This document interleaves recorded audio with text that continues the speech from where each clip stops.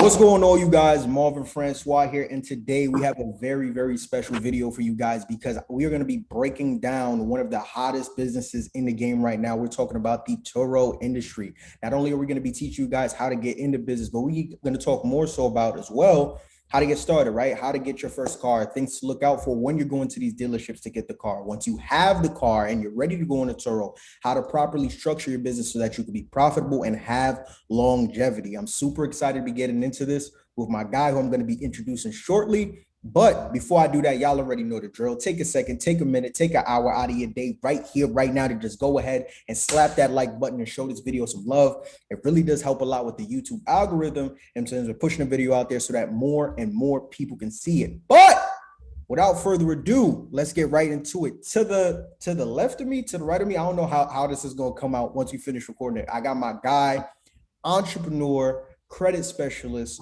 Turo specialist, Mr. Robin Marks. How are you, sir? Hey, I'm good, man, bro. I'm definitely honored to be on your platform, bro, to give some gems, you know what I'm saying, where I can and help your audience out, man. I appreciate you inviting me. I'm super excited to have you. I'm looking forward to you giving that game. So before we dive right into it, just, I guess, tell the people a little bit about yourself, introduce them, tell them what it is exactly that you do. Well, yeah, like Marv said, you know what I mean, I'm also a credit repair specialist.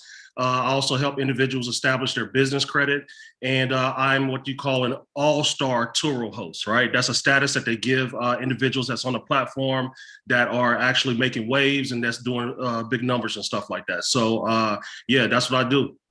Fantastic, fantastic. So let's get right into it. Right, as you know, and as I know, Turo is one of the hottest businesses to get into right now. And I feel like everybody under the sun is trying to find the proper way to go about getting into business, right? Step by step. So I felt like there was nobody better to bring on the platform than yourself, since you are very, very hands-on with your business and you're dealing with it on a day-to-day basis. So before anybody that's looking to get started with Turo, the most important part of business is what? The car. You got to get the car, right? No car. Acquisition. Right, the acquisition, no car, no business, right? So let's start from the very, very beginning, right? One of the most common ways to go about getting a car is going to these dealerships to pull one off the lot. But as you and I both know, if you don't got good credit, can't get the car, right? Sure. So talk to the audience a little bit about, for the person that's looking to get that first car, what does their credit report need to look like in order for them to be able to finance a car? Well, first of all, if you've never actually financed a car before, right? You want to first start establishing credit as far as you want to go for the lower end cars. You can't go out there talking about, I want to get the Teslas and the, exotics and stuff like that. You need to first of all start establishing car credit, right? So when banks look at your credit report, they see, oh, okay, you've had a $15,000 car before, you paid that loan back, or you've had a $20,000 car, you paid that loan back successfully, right? You're not just going to be able to, it doesn't matter what credit score you have, right? You're not just going to be able to go just because you have an 800 credit score and hop in and finance a Lambo. You know what I'm saying? Right. So banks, what they look at your credit report to see if you've had comparable amounts of credit, and they typically are going to finance you for that and a little bit more. So, yeah. And if you're just starting out, I would say definitely you want to go in and get the lower end, cheaper cars first, and then work your way up. Got you. So now in terms of structure, how many, because, there's a lot of talk about like how many accounts you need on your credit report and different types of accounts, inquiries, all these different things. What could you say about that? What do you think would be the ideal report for somebody? Well, the ideal report, it really all depends on where they're at in the process. How long, really, typically what we want to see is, 5-6 years of lease of credit age, right? We want to see a low amount of increase, preferably under 2, okay? We also want to see where you've had that type of credit before, all right? And what was the other part you asked? You said just like amount. Oh, like at least 10 or 12 accounts. You know what I'm saying? That's what that really is going to comprise of a perfect credit profile, right? No late payments, no charge-offs, no collections, right? Now you can still finance a car with all of those things. I've literally seen people get finance for cars, you know what I'm saying? And they have like a mid 500 credit score, but what comes along with that is high interest rates, right? And, so you're going to be paying more in interest than you're actually paying down the principal of the car. And, I wouldn't suggest you getting into, especially the car rental business, financing cars with high interest rate. You want to work on your credit first. Most definitely, most definitely. So now let's speak a little bit to that, right? Because let's say you have an individual that's looking to get into the Turo space, but their credit isn't up to par. Maybe they're in the process of getting it fixed, or maybe they aren't. Who knows? Are there any other methods that they can go about trying to get their first car to put on Turo outside of using their credit to finance the vehicle that you would personally recommend? Well, as far as getting cars to put on Turo, and I've done pretty much all of them, right? I've used a lot of different strategies, but as far as if your credit is not in the right place in order to start financing cars, okay, what you need to do is make sure your money right. If you ain't got the credit, you got to have the money, right? And so you can go on, find different cars at different places.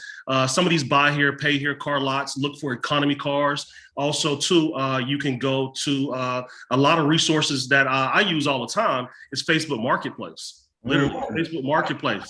Go on there, and there are people that are private sellers that are selling their cars, right? You know what I'm saying? You know, may have 80,000, may have 100,000 miles on it, but if you're going to be putting it on Turo, it can't have more than 130,000 miles on it before you put it on there. Now, it can go over that after it's on there, but it needs to be under 130. So, you know, that's where you want to be looking. You know what I'm saying? Find your car, you know, maybe an economy car, anywhere the $5,000, $6,000, $7,000 range, right? You know, up to $10,000 if you got the cash, right? If you got the cash to go outright and buy the car, okay? And but at the end of the day, to go fast with this business is having good credit.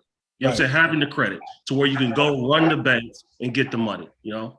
Most definitely, most definitely. So now, let's say someone has great credit. They're going to the dealership, right? They're ready to go get their first car. Something new that I've been hearing about as of late, and I'm sure you've heard about it and have had your fair share of experience with it, is getting a car financed in your business's name, right? Yeah. I've heard of different ways that people go about doing this and some of the benefits that come from this.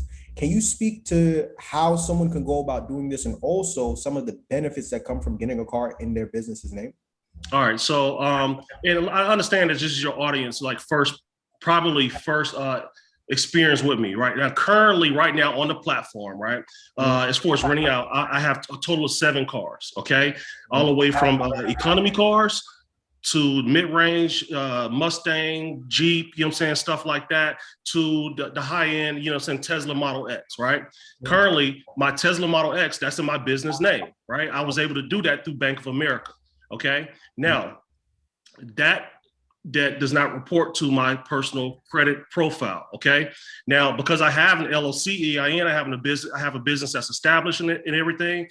Bank of America did want to see my personal credit. They did want to PG. They wanted to pull my personal credit to see who's this person behind this LLC, what type of credit has he had before, right? They looked at all that type of stuff, and then at the same time, they took my tax statements, my tax documents, and you know what I'm saying, my corporation documents, right? And they were able to get me approved for the loan in my business name, right? That's one way to do it. Some banks are different. Bank of America, that's their process of working.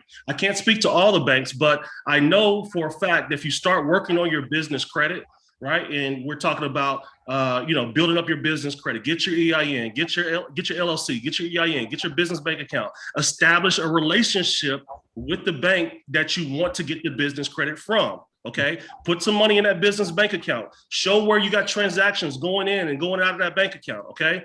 Also, you want to start building up your net 30, net 60-day accounts. All of these accounts that's going to establish what they call a paydex score. Okay. You can get that with Duns & Bradstreet, and that's a little process. But, you know, at the end of the day, that is something that's going to reap benefits from you in the long run, establishing your business credit where you don't always have to lean on your personal credit all the time, you know. So, and also, too, you can hide a lot of debt over there if you just put it on the business side versus having it on the personal side. That's facts. That's facts. Wow. A lot of gems in that one. So now, right, you're at the dealership. Whether you're getting your car financed in your personal name, you're getting the car financed in your business name. One ongoing theme that has been attached to car dealerships that I'm sure you know about just as well as I do is the hidden fees, right? The fine print in between the fine print, and car dealerships and people that car salesmen are known to be a little bit swifty in terms of, you know, doing little sneaky maneuvers to try and get an extra dollar on you here or there, or try and put certain things that help work in their favor and not so much of yours. could you speak a little bit from your own personal experience about certain things that people should look to when they're going to these dealerships so that they can avoid getting scammed, getting swindled, or letting the dealerships get one over them? Well, one thing I could say, you know, and I'm not an expert in this area, right? I know how much a car is worth. I know how much I want to pay for a car. I research the price before I get to the dealership, be it the Kelly Blue Book, you know, and all that kind of stuff, right? So I know roundabout where I need to be. And before I even go to the dealership, I know what car I want. I don't just go walking around a lot willy-nilly. You know what I'm saying? I'm going there asking, hey, is this car here? Because typically they post all this stuff online. You know what's there before you get there, right? You know what I'm saying? So you know the car that you want before you even get to the dealership, and you know what the price that you want to pay for. Secondly, what I would say now, back in like the 90s and you know early 2000s, where it was cool to say, you know what, I'm going to the dealership and I'm paying cash for the car, right? Nowadays, you don't want to tell them that. Don't tell them you're paying cash for the car, because how the things are set up now, when car dealerships and you know salesmen and stuff like that, they get kickbacks now when you're financing. Okay, they get so many kind of kickbacks and stuff like that from the banks and you know all this type of stuff when you're actually financing the car. It sounds cool to say, "Oh, I'm gonna pay cash," but they like to know that you want to negotiate from a standpoint of them thinking that you're going to finance the car. Okay, once you get that set price, if your credit is right, you can either go ahead and finance that car, or you can, you can finance the car for the price that they're giving you, right? And then as soon as you finance that car, pay it right off with the cash you got from the bank. Does that make sense? Right? Yeah. That way you're getting the best finance price versus if you go in there and tell them you're paying cash, they're going, because they know they're not going to get no back end kickbacks. They're trying to get you to the top price where, you know what I'm saying, you're not going to get no deal. What you see on the window, that's how much you're going to pay for it, period. You know, so that's one of the things I say, but don't get me wrong. I'm not saying that secure your financing from your bank before you go to the dealership. Don't let them run that play, you know, shotgunning your credit to all the different places. And sometimes they can, sometimes depending on your particular credit situation, right? If your credit is shoddy, you don't have the luxury of just going to your bank, getting a check. You know what I'm saying? Like, you know, you can't really do it like that. So everybody that's saying to do that's good advice, but that's for good credit people, right? If your credit is shoddy, sometimes the dealership can find you a better interest rate than your bank, because they got resources. They can reach out there. There are fillers out there. They got all these banks out there that they can tap into with, right? And get you financed for that car. But that's when a car is a necessity. You need that car as a necessity, not for doing business like what we're talking about right now. You know, so so yeah, those are basically what I look at, man. But I want to say this though. Like the car lot, going to the car. We're strictly talking about this business, Turo. Okay, right. If I'm going in, you know, I got to get my baby mama a car and stuff like that, or a credit back. You know, that's a whole nother thing. Right. I'm talking about for this business of Turo. You don't want to start with the dealerships. Right? Everybody talking about going there, buying these brand new cars. No. The strategy that you want to use, the best strategy that you want to use, you want to get a late model used car, okay? I'm not going to go to Ford and get me a 2021 Mustang just because I got a check from Bank of America for $40,000, right? I'm going to go and get me a 2017 Mustang that looks just like the 2021 Mustang, right. The same model, but a later year with some miles on it. Because where you're going to run into is when you get that brand new car, first of all, that car payment is cut into your profit margin, right? You know what I'm saying? Because first of all, you're paying a higher car note, right? And honestly, when you get your pictures and you take your pictures and put your car on a platform, it looks just like the brand new car at 2017 and 2016. Like, customers don't even care. You can still pull in that same price as long as your car is clean and you got good pictures, okay? And your payment is going to be lower, okay? And you aren't going to suffer the same depreciation that new car getting drove off that lot is going to suffer, because yours is already depreciated. You see what I'm saying? Right. You know, yours is already depreciated, so it's going to depreciate at a lower rate. So, I mean, bro, like, you know what I'm saying? That's why I say, just first of all, go online, offer up, Facebook Marketplace, find private sellers that's looking to sell their car. And you got to do a little due diligence, right? You know what I'm saying? Everybody wants to just go straight to the dealership. Nah, man, if you're really trying to buy these cars and acquire these cars at the right price, so you aren't upside down and you know what I'm saying, you coming back like a couple months later, I ain't really making no money with Turo. You know what I'm saying? You got to acquire the cars for the right price. Right. Hopefully I ain't go long-winded there, but I just wanted to Listen, you can give 30-minute responses if you want to, because we want as much game as possible, because I want our audience to be able to soak up as much of it in so that they can walk off this video and get their business started the right way. So I appreciate it. But sure. I'm happy that you said everything that you said, because that perfectly segues into my next question. You know, you spoke to this just now and you even touched on it a little bit earlier.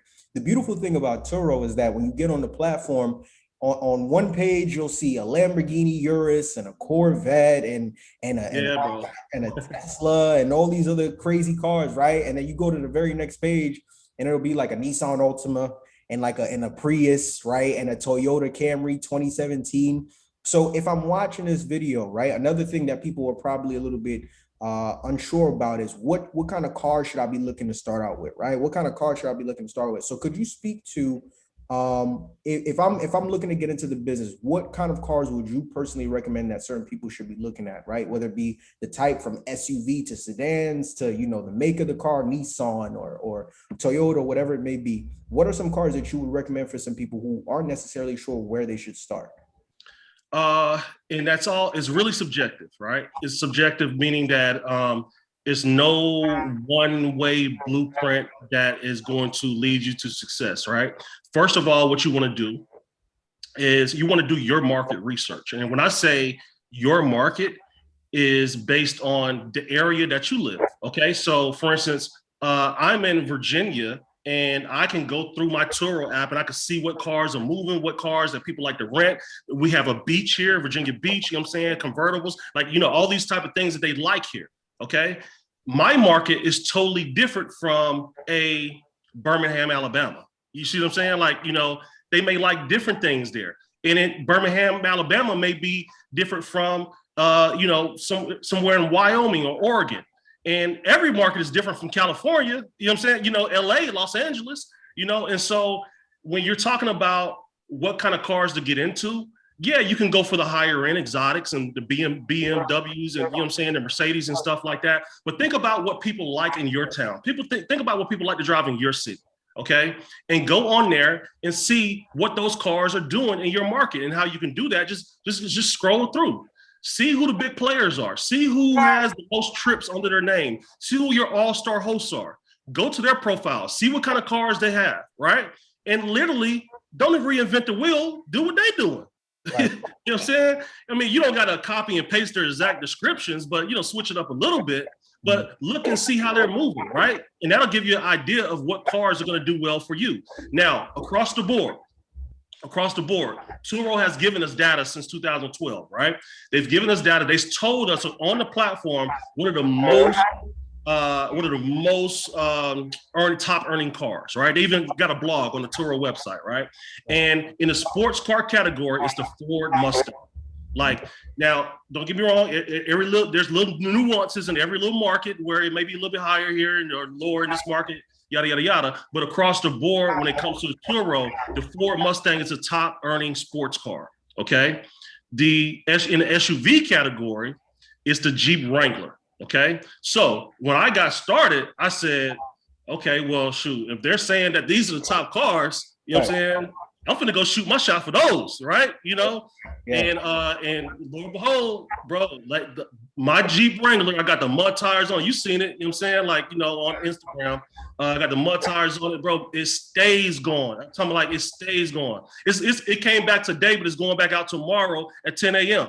Right? I got that booking probably like maybe an hour and a half ago. You know what I'm saying? And so actually, that's what I was doing. I was making sure it was ready before we started the Zoom call. When I said, hey, give me 10 minutes. because I was coming back up the elevator. Yeah, so yeah, my Jeep Wrangler's going back out. My Mustang always stays out, you know. And so if your audience wants to go, just type in what's the best cars for Turo, and the Turo blog post is going to come up. Not saying that you have to get those cars. Always research your particular market, but you know what I'm saying, you'll get a little bit of insight of what cars are doing big on. Most definitely. A lot of gems, man. A lot of sauce you dropping. A lot of sauce you dropping. So now, right, we've talked about how their credit reports should be structured. What they should be looking out for. Think the do's and don'ts of going to the dealership. Ways around getting a car, even if you don't have your credit in order to go about getting a financing and business name, all these different things, right?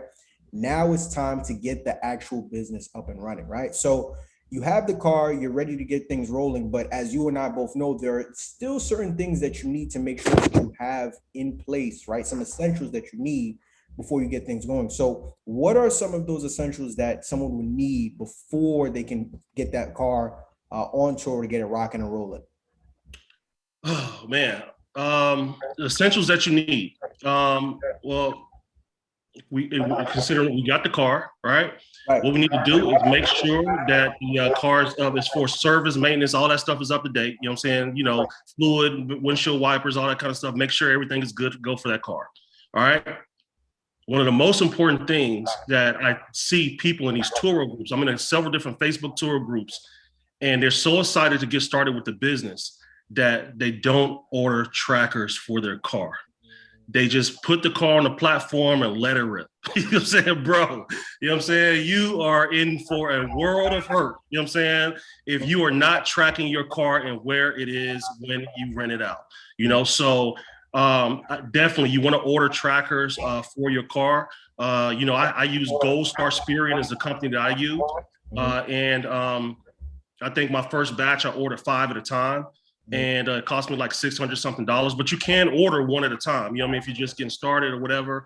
They have other trackers that you can just plug in your OBD monitor thing that like right up under the steering wheel. I don't suggest those. The reason why is because they can easily just be pulled out and thrown out the window. Right. And, you know, you don't want to have something that is not hardwired in. All of my stuff is, they can't even access the trackers. My stuff is deep behind the dashboard. They don't even see it. Right. And I don't tell them that the car is being tracked either.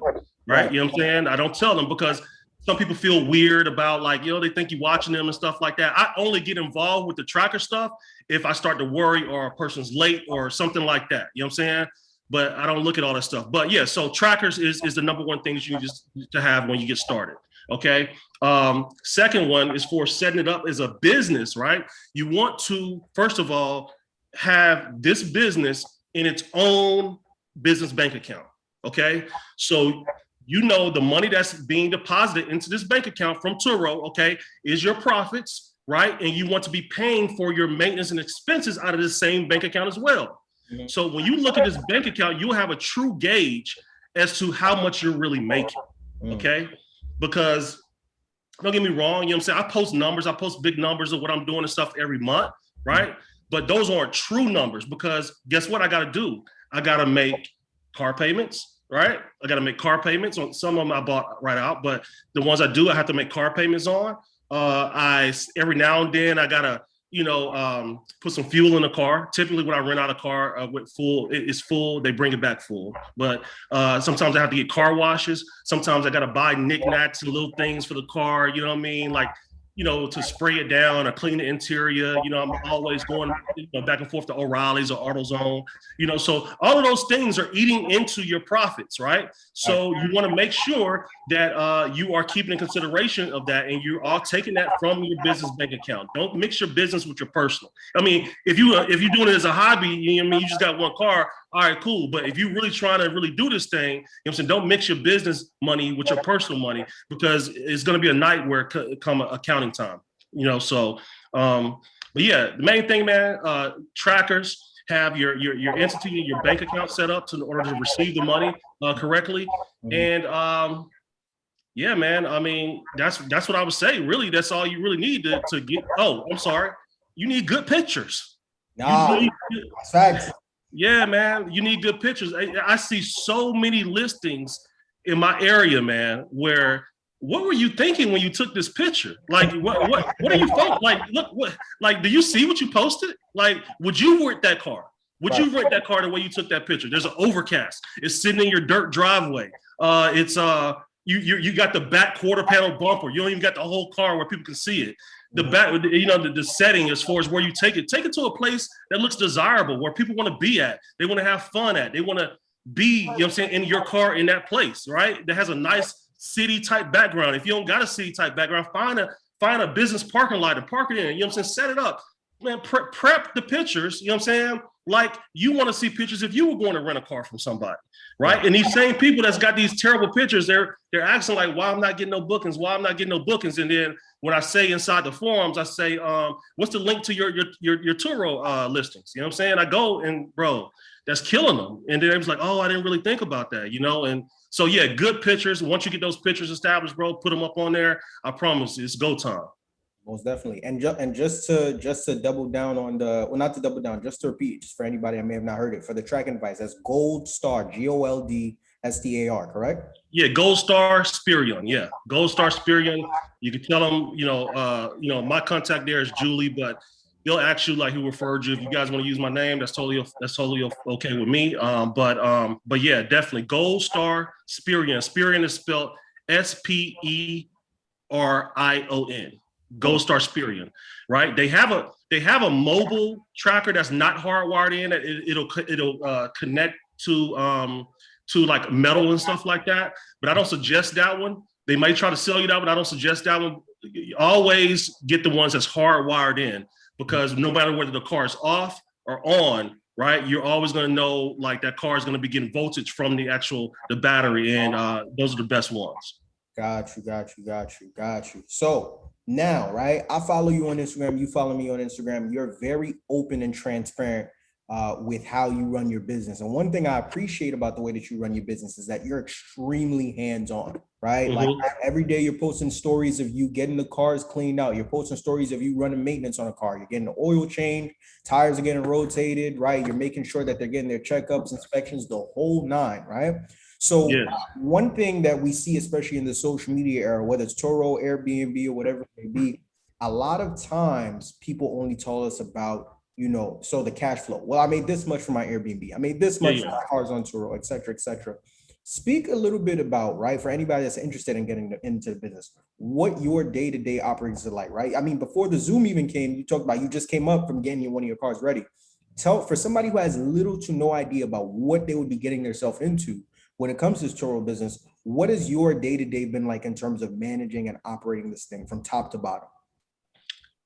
Man, bro, it is when I wake up in the morning, okay, I look down, I look at my Turo, open my Turo account, I see what kind of pickups what kind of bookings that I got for that day, people that's going to be coming to pick up a car or people that's dropping the car off. And so I really have to plan my day around that, right? Because my hours for my car rental business is from 10 to 6 p.m., right? Now I can adjust certain things if people have special requests, but I look to see, okay, how is that going to, how is my day going to go based off of that, okay? And from there, I kind of mold everything else I do during the daytime around that, because I have my credit repair clients and stuff like that I still have to manage. And Turo is just another stream of revenue for me. And I could tell you that sometimes it gets hectic, man. It gets hectic. It definitely gets hectic when you got multiple cars coming back at the same time, or cars going out at the same time, and you're not planning properly. So, for instance, like I told you I was doing today, because the car's going out tomorrow, right? I don't want to wait till tomorrow before, when the car's getting ready to go out to go do what I did this evening, right? That way my operation runs smoothly tomorrow, okay? And basically prepping the car, I'm talking about making sure it's on full, because sometimes a car will come back, I'll drive it a little bit, you know what I'm saying? Because I don't get a chance to drive my cars, right? Because they're always rented out, but making sure it's on full, making sure it's clean, making sure there's no spills there, making sure everything is sanitized and is ready to go back out for the next guest. But it's not super hard, man. but it is sometimes it gets a little hectic, man. Sometimes it does get hectic. Now, I had a young boy that was out of college, that's out of college for the summer.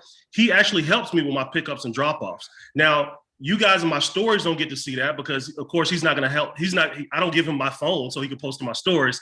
You guys only see what I'm doing, but I also have somebody else that's helping me with that because sometimes I can't be in a certain location or because I got some other stuff going on, and he looks out for me. He takes care of that. He has access to all my keys for my cars, and yeah. Oh, I'm glad I mentioned keys, man, because when I going back into the last question that you asked me, one of the things you need to make sure that you have before you get started, you need to have multiple keys. You know what I'm saying? When you buy these cars from these private owners or sometimes the dealerships and they're used, sometimes there's only one key fob, right? That's a no-no. You know what I'm saying? You do not want to give your only key to a guest, right? In hopes that they bring it back because you never know what this experience is going to be like. Maybe they might have a lockout or something. So you always want to have a key in case you need to go assist them or go repossess that car, right? You know what I mean? You just pull up and take your car, so yeah, so yeah. Anyway, but yeah, that's what I got. Got you. So now, right, you've been in the game for a good amount of time now. You've had, I'm pretty sure, your fair share of ups and downs, bumps and bruises, learning curves that comes with any business that you're getting into. What are some of the mistakes that you made starting out that you could share with the audience so that when they get into it, they don't have to go down that same path? One of the let's see some of the mistakes that I made.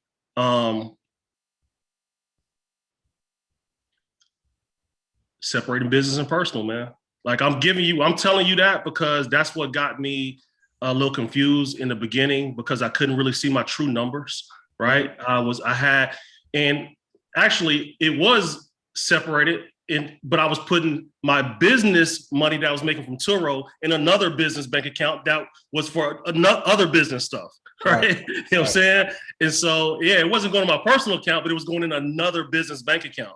Mm-hmm. And so I couldn't really see, I got confused and so I had to separate everything and back up and get things situated. So let's see, putting all the money in the same account, that is something that can definitely get you confused.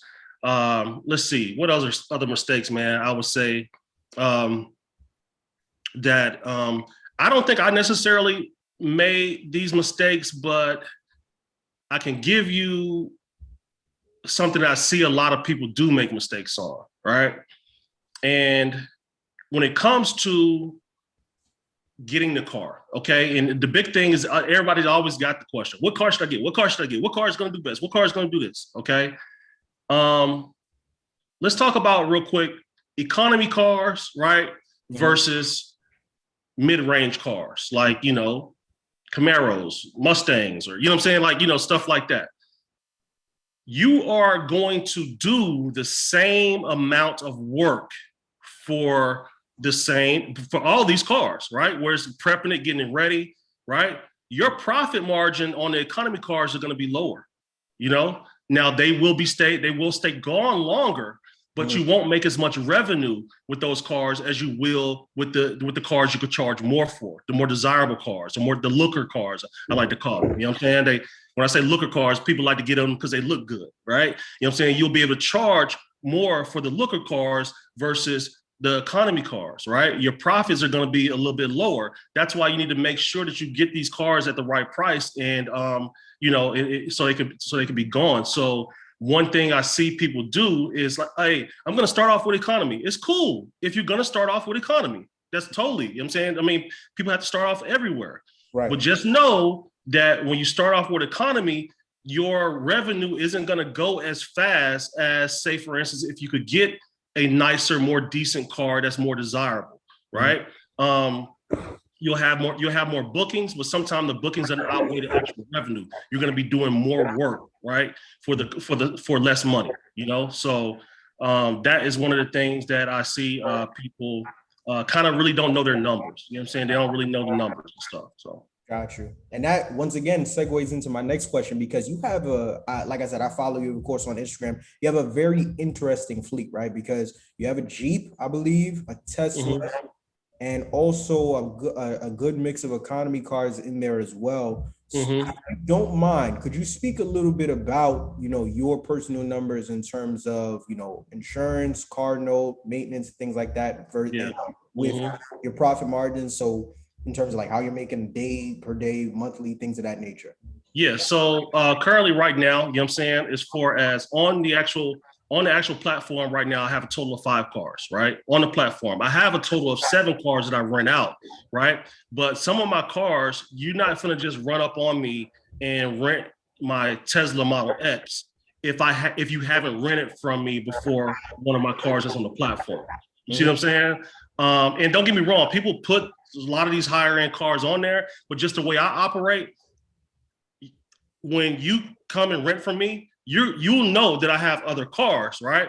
But I need to see how you handle my Mustang first, you know what I'm saying? Or how you handle one of my Toyota Priuses. Are you gonna be on time? Are you gonna be prompt? Are you gonna be bring it back? Because we're talking about an $80,000 Model X, you know what I'm saying?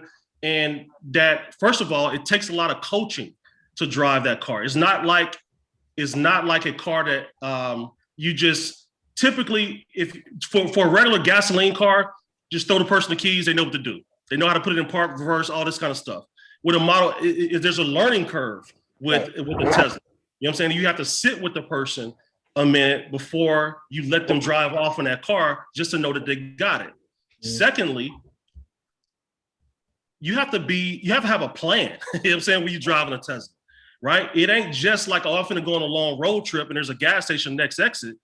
Bro, you get out there and don't have a plan, that battery starts to get low. Guess what? You're gonna have to get towed somewhere because you don't know where to go. Now the car will map all this stuff out for you, but you know what I'm saying? Some people just think it's just all gravy. You know what I'm saying? With these type of cars, these electric cars, but yeah, it definitely takes some planning and preparation. Now, so as far as numbers, right? See, here we are. It is so. Let's see. These last since April of this year, all the way up until July. Currently, right now, we're going to get ready to hit about 15K. Right. When I acquired all the cars, and here's one thing that when you're financing the cars, right, you aren't going to have to pay really a car note for the first 30 to 45 days, right? So you pretty much got like a month and a half before the car notes start to hit, okay? Depending on how you financed it. And so that means that you want to get your cars all together all at once so you can get them up and running as fast as possible. So you could get ahead of that profit curve, you know what I'm saying? So you can start making that profits on those cars. So let's just say each month I'm doing probably like close to $5,000, you know what I'm saying, with my cars that are on the platform. And in car notes and stuff that I'm paying about 2,000, right? You know what I'm saying? So, I have about a 50, let's say 60% return, you know what I'm saying, on, everything that I'm making and stuff like that. So it isn't all profit, but it's enough profit to say that, you know what, it's proof of concept and this business works, right? You know what I'm saying? Definitely. And, so yeah, that's what the numbers are looking like right now. That's absolutely, man. Let me see. This month, let me see here, because pull up performance earnings. Yeah, so right now, let's see, boom. So I don't know if y'all can see that, but we are at about, shit, I can't. I think if you bring it closer to the screen, it should show, yeah. There we go. So we're at about 12, something like that, you know what I'm saying? By the end of the month, we will, let's see, we got 800 something. So yeah, it'll be about 13,000. You know what I'm saying? I'm sorry, not more, a little bit over 13,000. You know what I'm saying? Yeah. So, but yeah, man, it's been good. You know what I'm saying? I've only paid like shit, like 1, 2, like I would have to look at my bank account, but you know what I'm saying, I've paid probably about $4,000 in just expenses and notes and stuff like that. So like, you subtract that from that 13, you know what I'm saying? And hey, man, you know what I'm saying?